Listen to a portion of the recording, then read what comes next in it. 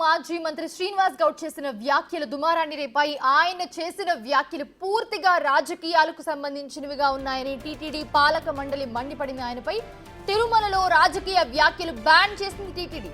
దీంతో శ్రీనివాస్ గౌడ్ పై చర్యలకు ఉపక్రమించింది. కేసు నమోదు చేయాలా లేకపోతే నోటీసులు ఇవ్వాలా అనే అంశం దీని మీద కసరత్తు చేస్తూ ఉంది ప్రస్తుతం టీటీడీ పాలక మండలి. దీనిపై రేపు జరిగే టీటీడీ పాలక మండలి సమావేశంలో నిర్ణయం తీసుకునే అవకాశం ఉందని తెలుస్తోంది.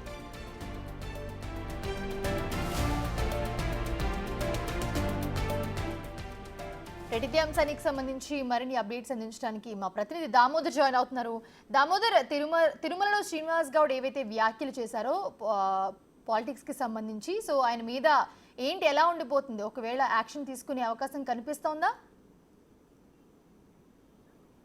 మోనిషా, తిరుమలలో రాజకీయ వ్యాఖ్యలు కానీ రాజకీయ ప్రసంగాలు కానీ రాజకీయ కార్యకలాపాలను పూర్తిగా నిషేధించడమే కాకుండా ఆలయం ముందు రాజకీయ వ్యాఖ్యలు చేస్తే ఖచ్చితంగా చర్యలు తీసుకుంటామంటూ టీటీడీ మొదటి ధర్మకర్తల మండలి సమావేశంలోనే ఒక తీర్మానం ఏదైతే ప్రతిపాదించింది, ఈ తీర్మానానికి తగ్గట్టు కూడా ప్రభుత్వానికి కూడా ఓకే చెప్పిన నేపథ్యం. ఈ నేపథ్యంలో ఏదైతే వారం రోజుల క్రితం తిరుమల శ్రీవారి దర్శనానికి వచ్చిన తెలంగాణ మాజీ మంత్రి శ్రీనివాస్ గౌడ్ రాజకీయ వ్యాఖ్యలు, వివాదాస్పద వ్యాఖ్యలు చేశాడు. ముఖ్యంగా తిరుమల శ్రీవారి దర్శనానికి వచ్చే తెలంగాణ భక్తుల పట్ల ద్వితీయ శ్రేణి పౌరులుగా చూస్తున్నారు అంటూ ఆయన మాట్లాడాడు. దీంతో పాటు ఏదైతే టీటీడీ చైర్మన్ కానీ పాలక మండలి సభ్యులు తెలంగాణ వారు ఉన్న ఎలాంటి ఫలితం లేదంటూ మాట్లాడడం గమనార్హం. ఈ నేపథ్యంలో టీటీడీ చైర్మన్ ఈ విషయం మీద చర్యలకు ఆదేశించిన నేపథ్యంతో పాటు టీటీడీ పాలక మండలి సభ్యులు భానుప్రకాష్ రెడ్డి, ఎంఎస్ రాజు ఈ విషయంపైన తీవ్ర స్థాయిలో అధిక్షేపణ తెలిపారు. మొత్తం మీద ఏదైతే రాజకీయంగా బలహీనంగాను, అదేవిధంగా కేవలం పబ్లిసిటీ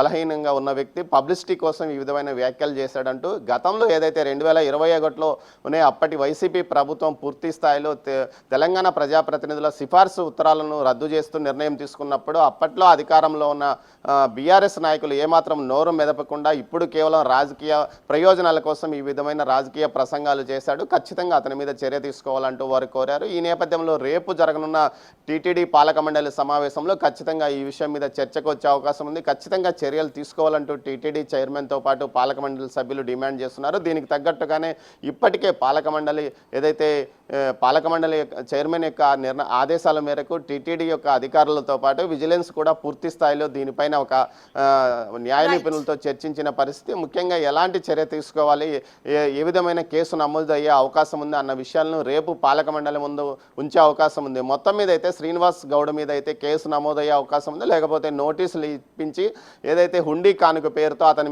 అతని ద్వారా జరిమానా వసూలు చేసే అవకాశమైనా ఉంటుంది, లేకపోతే కొంతకాలం పాటు తిరుమలలో అతనికి దర్శనాలకు అవకాశం లేకుండా ఏదైతే ప్రోటోకాల్ కానీ విఐపి దర్శనాలు ఇవ్వకుండా కూడా అతనికి ఆపే అవకాశం కూడా టీటీడీ ఒక నిర్ణయం తీసుకునే అవకాశం ఉందని తెలుస్తోంది. Mounisha, right, thanks for the updates Damodar.